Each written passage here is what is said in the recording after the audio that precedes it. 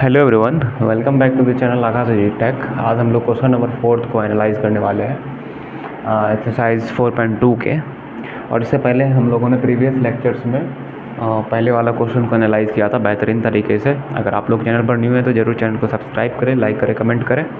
And इससे पहले अगर आप लोगों ने नहीं देखा है तो मैं तो बोलूँगा कि शुरुआत से देखें। खैर अगर वो भी नहीं देख रहे हैं कोई दिक्कत नहीं है, यहाँ से बस बने रहिए कंटिन्यू मेरे साथ। तो मुझे लगता है कि आप लोगों को कोई प्रॉब्लम नहीं आने दूंगा मैं, बस आप लोग वीडियो में बने रहिए, ठीक है। तो क्वेश्चन 4 में क्या कह रहा है ना, find 2 consecutive positive integers sum of whose squares is 365। मतलब अकॉर्डिंग टू क्वेश्चन ये क्वेश्चन क्या कह रहा है ना कि 2 कंसेक्यूटिव पॉजिटिव इंटीजर्स का अगर हम सम करेंगे, सम ऑफ हुज स्क्वायर्स इज 365। मतलब 2 कंसेक्यूटिव पॉजिटिव नंबर्स का पहले हम स्क्वायर करेंगे, उसके बाद ऐड करेंगे, हमारा 365 आना चाहिए, ये क्वेश्चन कह रहा है। सबसे पहली बात, ये पॉजिटिव इंटीजर्स के बारे में बोला तो हमें ये भी जानना ज़रूरी है कि इंटीजर्स क्या होते हैं। सबसे पहली बात तो मैं आपको ये बताना चाहूँगा कि नेचुरल नंबर क्या होता है। सबसे पहली बात, नेचुरल नंबर क्या होता है? Anyone who knows? चलिए कोई नहीं, अगर नहीं जानते फिर भी सुन लीजिए। नेचुरल नंबर क्या होता है ना, हम बोल सकते हैं कि काउंटेबल नंबर। मतलब काउंटिंग हम कहाँ से स्टार्ट करते हैं? 1 से स्टार्ट करते हैं, 0 से स्टार्ट नहीं करते। अगर मान लीजिए 10 बॉयज़ है इस रूम में, तो हम क्या फर्स्ट बॉय को 0 बॉयज़ थे तो काउंट नहीं करेंगे, फिर 0 1 2 3 ऐसे तो नहीं करने वाले। फर्स्ट बॉय को हम 1 बोलेंगे, सेकंड को 2, इस टाइप से काउंट करते हैं। मतलब हम जहाँ से काउंटिंग स्टार्ट करते हैं ना, वो हमारा नेचुरल नंबर होता है, ठीक है। उसके बाद नेचुरल नंबर में अगर हम जीरो को हम अगर इंक्लूड कर दें, मतलब 0 1 2 3 4, तो वो हमारा होल नंबर हो जाएगा, ठीक है। मतलब 0 से लेके 1 2 3 लेके इन्फिनाइट तक वो हमारा होल नंबर हो जाएगा। अब होल नंबर में हम क्या करेंगे ना, नेगेटिव नंबर्स को अगर हम ऐड कर दें, जैसे मान लेते हैं -इन्फिनिटी से 0, फिर 0 से इन्फिनिटी। लेकिन ये आपको समझ में नहीं आया होगा, मुझे जैसा पता है, मतलब जैसा मैं सोच पा रहा हूँ। तो -इन्फिनिटी से 0 और 0 से इन्फिनिटी ये होल नंबर इंटीजर्स में आएंगे। क्यों? क्योंकि -इन्फिनिटी बोलने का मतलब हो गया कि 0 से लेफ़्ट साइड वाला जितना नंबर्स है वो -इन्फिनिटी के तरफ है। मतलब -5 -6 ये सब जितने हैं, -10 -15 जो भी है वो लेफ़्ट साइड है 0 के, तो वो हम बोल सकते हैं कि वो नेगेटिव इंटीजर है। एंड फिर 0 से लेके 1 2 3 4 5 6 इधर ले करके वो पॉजिटिव इंटीजर्स होते हैं। मतलब 0 के बाद वाला, 0 के लेफ्ट साइड वाला नेगेटिव इंटीजर, 0 के बाद वाला positive integer. And 0 means 0, but integers में 0 भी इंक्लूड होते हैं। लेकिन हमें क्वेश्चन में दिया गया है कि पॉजिटिव इंटीजर, तो मैंने अभी जस्ट आपको बताया पॉजिटिव इंटीजर्स क्या होता है, 0 के राइट साइड वाला नंबर। तो 0 के राइट साइड वाले नंबर्स क्या क्या आ जाएंगे, 1 2 3 4 5 6, ठीक है, इन्फिनिटी तक। तो हम यहाँ क्या करते हैं ना, लेट करते हैं, क्योंकि हमें तो पता नहीं है कि ये जो 2 कंसेक्यूटिव पॉजिटिव, और कंसेक्यूटिव मीन्स क्या होता है ये आपको तो पता होना चाहिए। कंसेक्यूटिव मीन्स होता है लगातार। लगातार मतलब अगर हम 2 से स्टार्ट कर रहे हैं तो इसका मतलब 2 के बाद 4 नहीं आएगा, 2 के बाद 3 आएगा, तो ये कंसेक्यूटिव हो गया। अगर हम 4 ले रहे हैं तो 4 के बाद 6 7 इस टाइप से नहीं, 4 के बाद 5 आना चाहिए, तो 4 5 कंसेक्यूटिव हो गया, फिर 6 7 कंसेक्यूटिव। मतलब गैपिंग दोनों के बीच का 1 रहना चाहिए। अगर इंटीजर्स हम ले रहे हैं यहाँ पे, तो दोनों के बीच का गैपिंग कितना होना चाहिए, 1 होना चाहिए। यहाँ भी गैपिंग कितना है, 1 है। इन दोनों के बीच भी गैपिंग क्या है, 1 है। इन दोनों के बीच भी गैपिंग क्या है, 1 है। तो ये आपको समझना है, ठीक है, कंसेक्यूटिव मीन्स क्या होता है। तो हमें यहाँ पता नहीं है कि कंसेक्यूटिव इंटीजर्स क्या है, तो हम क्या करते हैं, 2 कंसेक्यूटिव नंबर्स में एक कंसेक्यूटिव पॉजिटिव इंटीजर को हम लेट करते हैं। लेट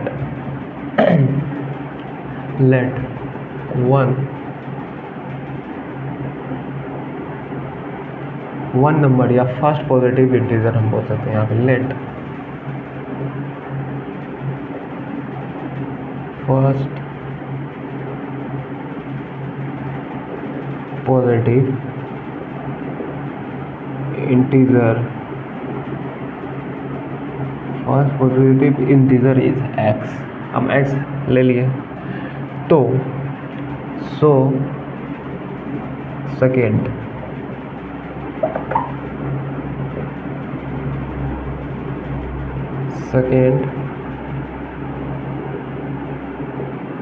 पॉजिटिव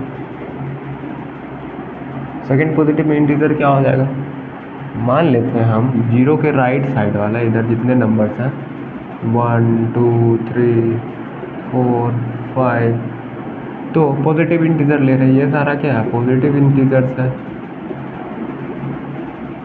अगर हम लेट किए कि फर्स्ट इंटीजर x, मान लेते हैं कि वो इंटीजर 2 होगा, तो इसको आप x लेट किए हैं, तो सेकेंड पॉजिटिव इंटीजर क्या होगा, वो भी कंसेक्यूटिव मतलब जस्ट बाद वाला, तो जस्ट बाद वाला 3 है।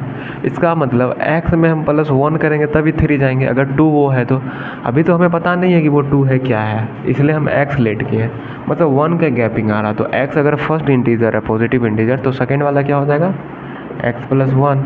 ठीक है, आई होप आपको इतना समझ में आया होगा। नाउ क्वेश्चन में क्या कह रहा था, सम ऑफ हुज स्क्वायर इज 365। देखिए अकॉर्डिंग टू क्वेश्चन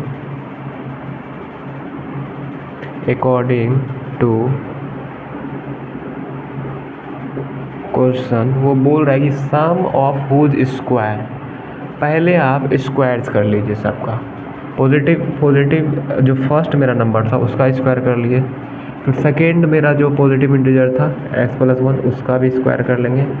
अब बोल रहा है कि सम ऑफ हुज स्क्वायर, पहले तो हम स्क्वायर कर लिए, सम ऑफ हुज स्क्वायर मतलब दोनों का स्क्वायर करके वो कितना आएगा हमारा रिजल्टेंट 365। क्वेश्चन में कह रहा है कि सम ऑफ हुज स्क्वायर इज 365, मतलब दोनों का स्क्वायर करके अगर हम सम करेंगे दोनों को तो हमारा रिजल्टेंट कितना आना चाहिए 365 आना चाहिए, और मैंने लिख भी दिया। अब बस हमें क्या करना है ना, बस इसे सॉल्व करना है एंड x का वैल्यू निकाल लेना है। अगर x का जब वैल्यू निकल जाएगा तो x +1 हम पुट करेंगे, तो x मान लेते हैं 5 आ रहा होगा, तो x के जगह हम यहाँ 5 पुट करेंगे तो 5 + 1 6, मतलब एक नंबर 5 हो जाएगा, दूसरा नंबर 6। अगर 5 आ रहा होगा तो x का वैल्यू जो आएगा तो सेकेंड नंबर में 1 ऐड करेंगे तो वो सेकेंड नंबर आ जाएगा, सेकेंड पॉजिटिव इंटीजर। तो बस पहले हमें x फाइंड आउट करना है, तो x का स्क्वायर ही रह जाएगा, x +1 का स्क्वायर। तो इसको आप a + b के होल स्क्वायर में ब्रेक कर सकते हैं। x को अगर आप a ले लें, 1 को अगर b ले लें, तो ये क्या हो जाएगा a + b का होल स्क्वायर। और मैंने आपको ऑलरेडी बताया था प्रीवियस लेक्चर में कि a + b का होल स्क्वायर क्या होता है, a² + b² + 2ab बोलिए इसको, या a² + 2ab + b²। आपको जैसे याद हो रहा है, इस फॉर्म में याद हो रहा है ऐसे याद कीजिए, इस फॉर्म में याद हो रहा है ऐसे याद कीजिए। बस आपको ध्यान रखना है कि ये 3 टर्म आते हैं, क्योंकि टर्म को आप एडिशन में इधर उधर कर सकते हैं, प्लेसेस चेंज हो सकते हैं एडिशन में, तो नो प्रॉब्लम। तो देखिए x के जगह में a, मतलब a के जगह में x है, तो मतलब a² मतलब x का स्क्वायर प्लस, अगर ये वाला फार्मूला से देख रहे हैं आप 2ab, तो 2 टाइम्स a के जगह में क्या है, a के जगह में x है तो x ले लिए, 2ab, b के जगह में क्या है, b के जगह में क्या है 1 है तो 1 ले लिए, प्लस b², तो b के जगह में क्या है 1, तो 1 का square equals to 365। Now x² + x², 2x², जैसे 1 + 1 क्या होता है 2, तो similarly x² + x², 2x² plus 2 × x × 1, 1 को किसी से मल्टीप्लाई कीजिएगा कोई प्रॉब्लम नहीं होगा उसमें, मतलब सेम रह जाएगा। तो 2 × x 2x + 1।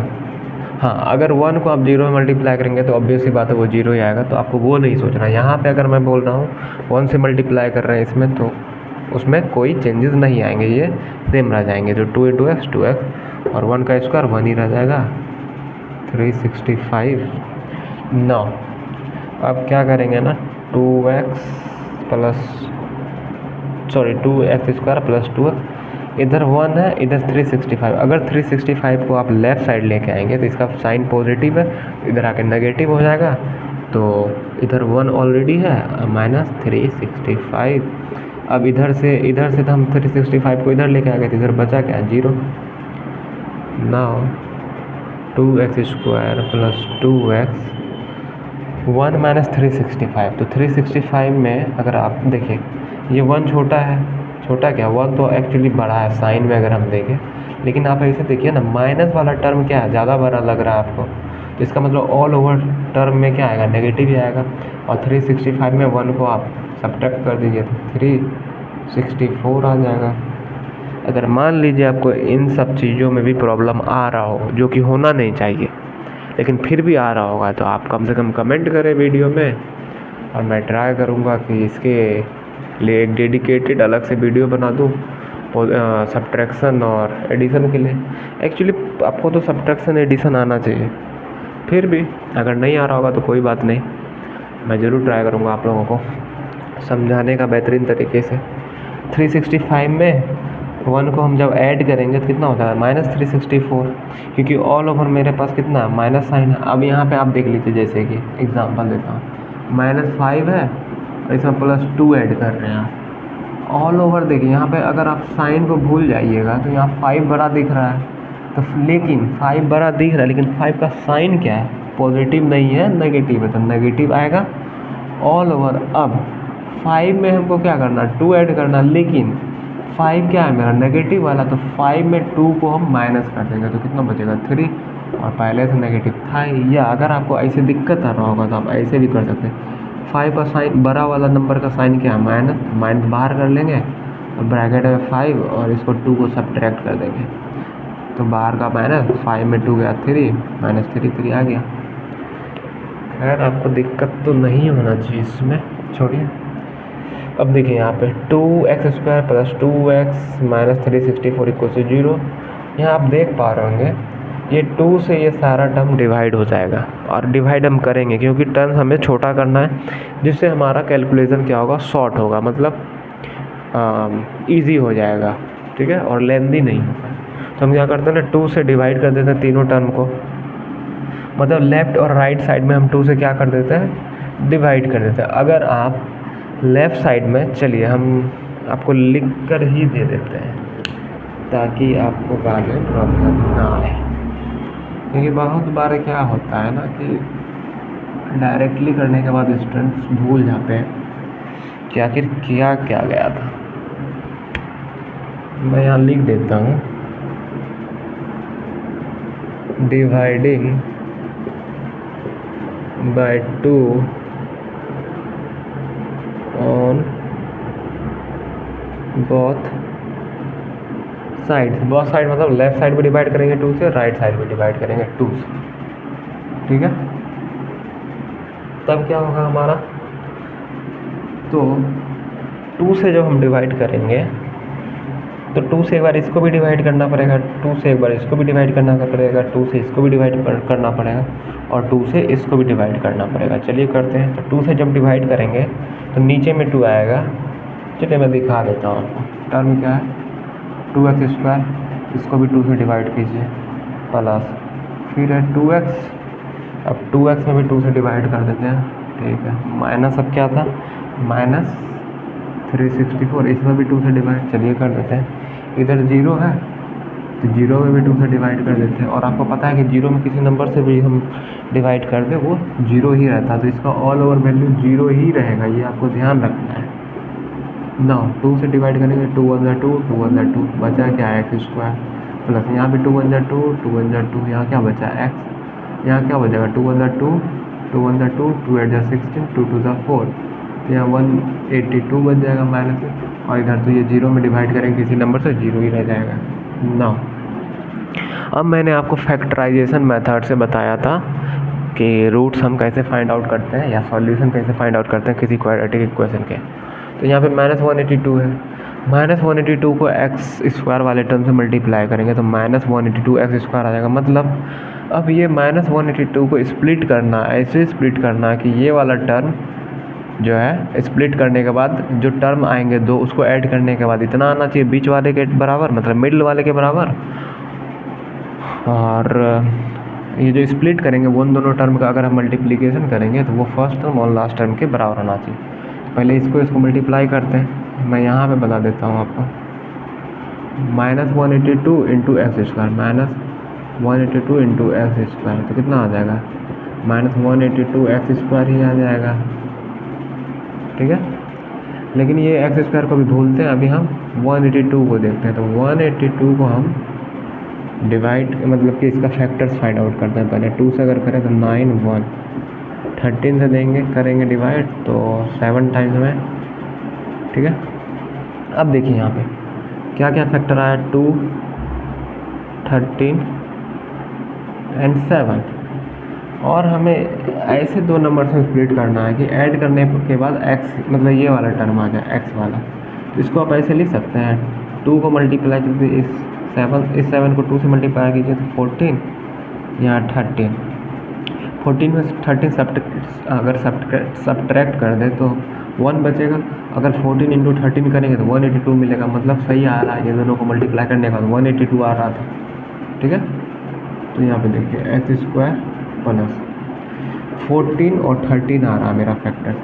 अगर आप यहाँ पे 14x करें और माइनस 13x करें तो इन दोनों को ऐड करेंगे तो यहाँ प्लस x आ जाएगा। अगर इन दोनों को मल्टीप्लाई करेंगे तो minus 182 x into x square भी आ जाएगा, मतलब हमने सही फैक्टराइजेशन किया है। Equals to 0 now. अब कुछ कॉमन्स आएंगे तो यहाँ पे कॉमन ले लीजिए। यहाँ पे x कॉमन आएगा तो यहाँ बचा x प्लस यहाँ x कॉमन ले चुके तो यहाँ बचेगा 14। इन दोनों में माइनस 13 कॉमन लेंगे तो यहाँ बचेगा x। यहाँ माइनस है तो माइनस इंटू माइनस प्लस, क्योंकि साइन हमेशा क्या रखना, माइनस इंटू प्लस माइनस ही रखना।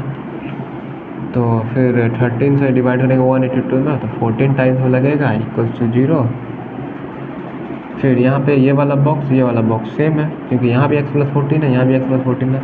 तो x प्लस 14 हम कॉमन लेंगे।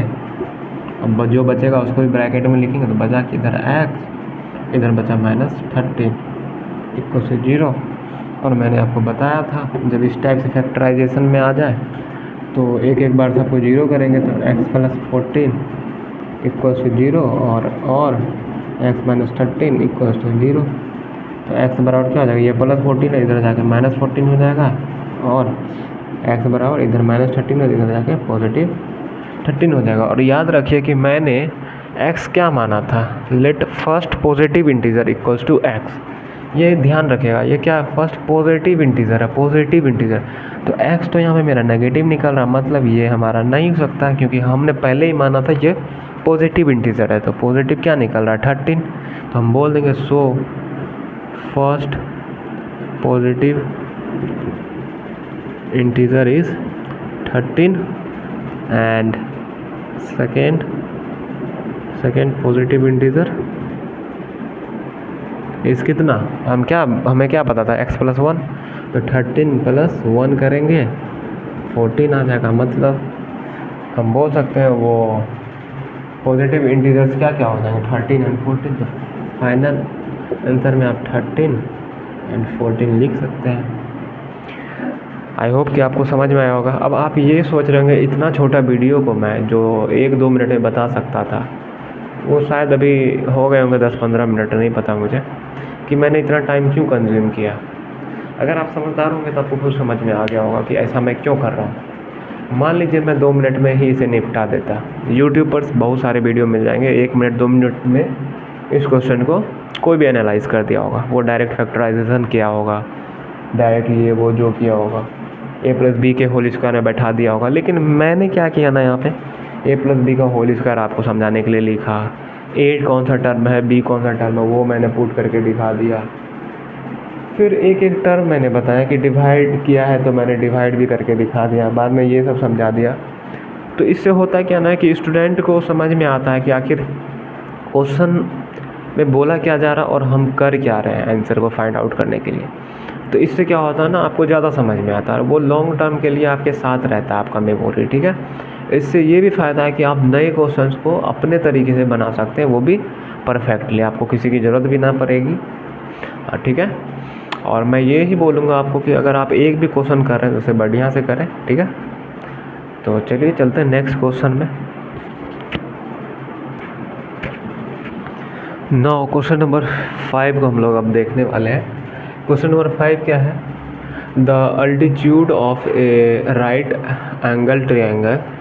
यहाँ पे आप लोग अपने कॉपी में लिख लेंगे, right angled triangle is 7 centimetre less than its base if the hypotenuse is 13 centimetre, find the other 2 sides. अब देखिए मैं इसे 2 मिनट में कर सकता हूँ, लेकिन मैं वो करूँगा नहीं, मैं आपको समझाऊँगा चाहे वीडियो कितना ही लंबा क्यों ना हो।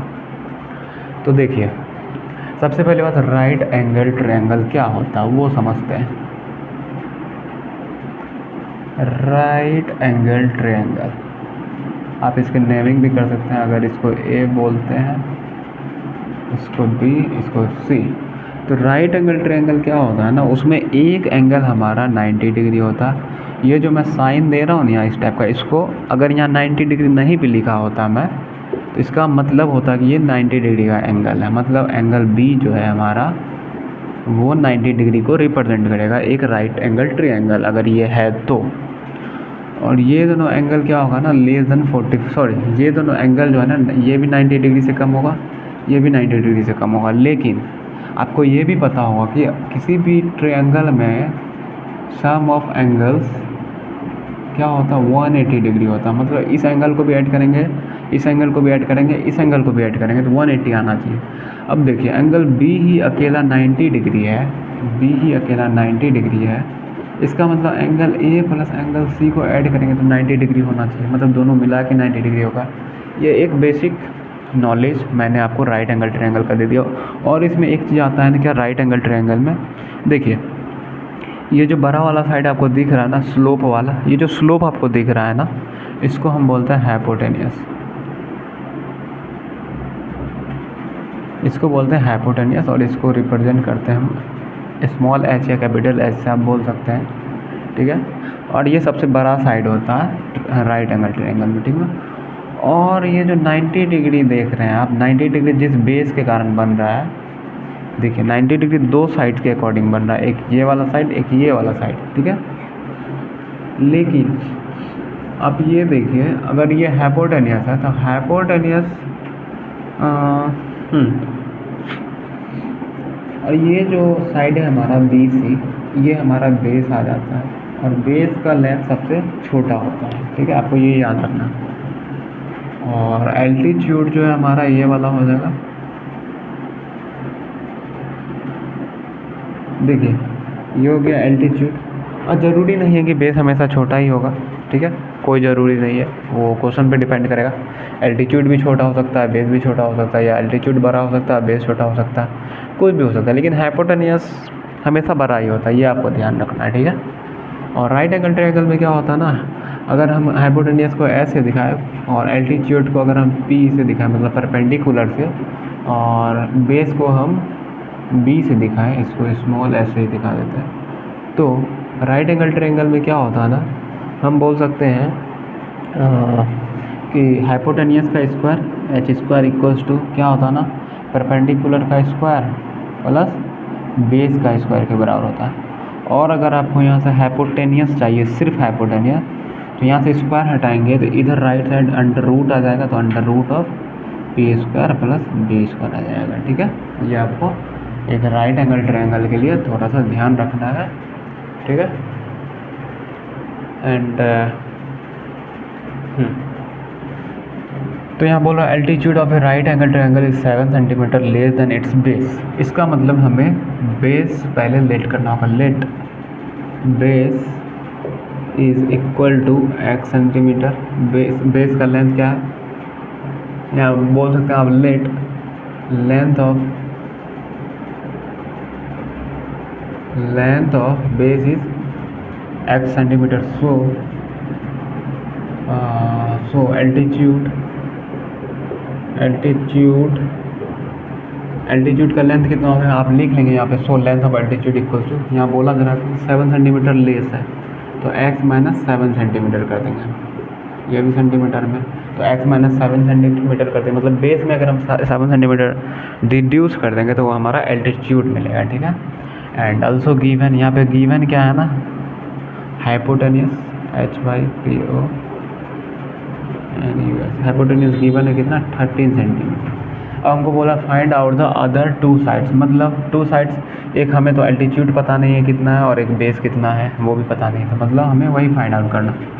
तो हम बोल सकते हैं सो, और ये जो मैंने आपको बताया है ना, ये हाइपोटेनियस का स्क्वायर बराबर परपेंडिकुलर का स्क्वायर प्लस बेस का स्क्वायर, इसको हम पाइथागोरस थ्योरम बोलते हैं। ये आप जो है ना ध्यान में रख लीजिएगा, इसको हम पाइथागोरस थ्योरम बोलते हैं, ठीक है।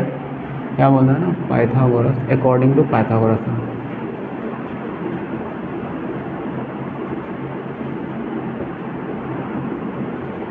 हो सकता है पाइथागोरस का मेरा स्पेलिंग थोड़ा सा मिसमैच कर रहा होगा, आप बुक में देख लेंगे, ठीक है। तो पाइथागोरस थ्योरम का तो हम बोल देंगे यहाँ पे अकॉर्डिंग टू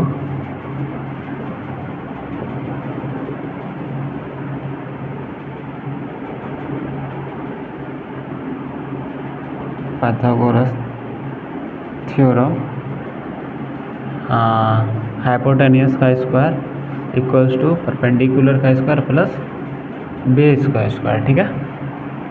आप लैंग्वेज में लिख लेंगे यहाँ पे हाइपोटेनियस का स्क्वायर बराबर परपेंडिकुलर का स्क्वायर प्लस बेस का स्क्वायर, अगर आप एग्जाम में लिख रहे होंगे। अगर शॉर्ट में अगर आपको बस सॉल्यूशन चाहिए तो स्पीड कैलकुलेशन करने के लिए H square equals to P square plus B square लिख सकते हैं, ठीक है। तो हाइपोटेनियस हमारा कितना है, गिवन है 13 सेंटीमीटर, तो हम 13 का स्क्वायर कर लेंगे इक्वल्स टू परपेंडिकुलर हमारा कितना है, परपेंडिकुलर मतलब एल्टीट्यूड, एल्टीट्यूड को ही हम परपेंडिकुलर बोलते हैं, ठीक है। तो परपेंडिकुलर हमारा कितना है x माइनस 7, इसका भी स्क्वायर कर देंगे प्लस बेस हमारा कितना है x, तो इसका भी स्क्वायर कर देंगे, ठीक है ना। 13 का स्क्वायर आप जब करेंगे तो 169 आएगा, आई होप आपको याद होगा। नो x माइनस 7 का होल स्क्वायर करेंगे, और आपको मैंने x प्लस मतलब a प्लस बी का होल स्क्वायर मैंने आपको बताया था। तो a के जगह में आप x मतलब a के जगह में x आ जाएगा, b के जगह में 7, तो यहाँ b हो जाएगा। तो a माइनस बी का होल स्क्वायर बोलिए या a प्लस बी का होल स्क्वायर बोलिए, फॉर्मूला सेम आएगा, बस पॉजिटिव और नेगेटिव साइन आपको ध्यान रखना है।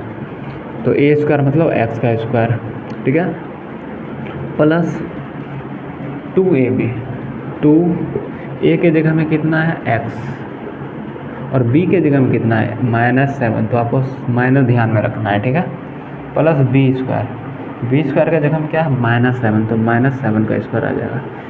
यहाँ पे माइनस आए प्लस आए उससे आपको घबराना नहीं है, आपको बस एक फार्मूला याद रखना है, a प्लस बी का होल स्क्वायर जो कि होता है a square plus B square plus 2ab। बस a के जगह में जो वैल्यू है उसको पुट करना है, b के जगह में जो वैल्यू है वो पुट करना है। बस यहाँ क्या है ना, माइनस जहाँ पे वो आप फार्मूला माइनस देंगे तो ऑल ओवर माइनस का जो होना होगा वो हो जाएगा, ठीक है। तो उसके लिए आपको टेंशन नहीं लेना है। तो यहाँ आ गया 169 इक्वल्स टू एक्स स्क्वायर, यहाँ माइनस इंटू प्लस क्या हो जाएगा, यहाँ पे ऑल ओवर माइनस साइन आ जाएगा, 7 इंटू 2 14, यहाँ x है तो x, देखिए यहाँ माइनस 7, देखिए माइनस 7 का स्क्वायर होने का मतलब क्या है ना, माइनस 7 2 टाइम्स मल्टीप्लाई हो रहा है, 2 टाइम्स मल्टीप्लाई हो रहा है मतलब माइनस इंटू माइनस प्लस हो जाएगा, 7 इंटू 7 49, तो यहाँ क्या हो जाएगा 49 और वो भी प्लस में, और यहाँ भी ऑलरेडी प्लस है तो प्लस इंटू प्लस प्लस ही रह जाएगा, ठीक है ना। अब क्या करें ना, आप 169 में 49 को आप सब्ट्रैक्ट करें, ठीक है। मैं इधर इरेज कर देता हूँ,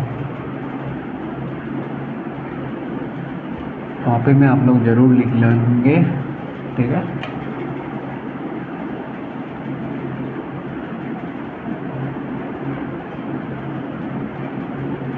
मुझे पता आज मैं थोड़ा थका हुआ फील कर रहा हूँ, शायद नींद कंप्लीट नहीं हुआ है मेरा आज। तो देखिए 169 में हम 49 को सब्ट्रैक्ट करेंगे, 49 इधर पॉजिटिव में था, इधर लेके आएंगे नेगेटिव हो जाएगा, और इधर मेरा बचा क्या x square minus 14x, x square minus 14x। 169 में 49 को सब्ट्रैक्ट कर लीजिए, इतना तो आपको आता होगा, 120 बचा equals to x square minus 14x। अब 120 को इधर कर लीजिए आप, तो एक्स स्क्वायर माइनस 14x, और 120 को जब इधर करेंगे तो माइनस 120 आ जाएगा, तो इधर कुछ नहीं बचा मतलब जीरो, एक साइड मतलब जीरो ही बचेगा ना। अब इसका फैक्टराइजेशन कीजिए, फर्स्ट टर्म और लास्ट टर्म को मल्टीप्लाई कीजिए, 120 आया, यहाँ पे मैं आपको बता देता हूँ 120 का फैक्टराइजेशन करने के इसको 60 15 से ऐड करेंगे 4, तो 2 15 4 आ रहा है, ठीक है। यहाँ पे मतलब 14 ऐड करके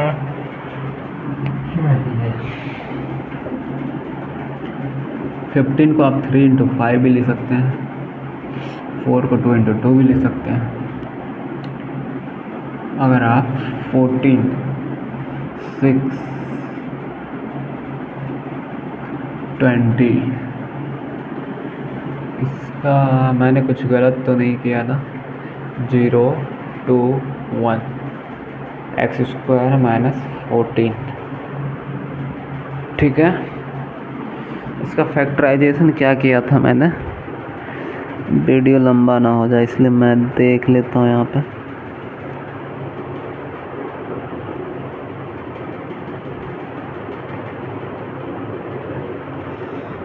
एक्स माइनस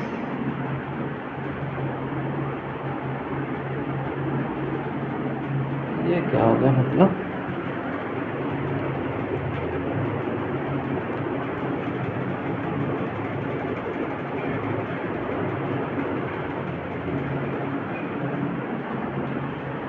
इसके फैक्टराइजेशन में आप ये कर सकते हैं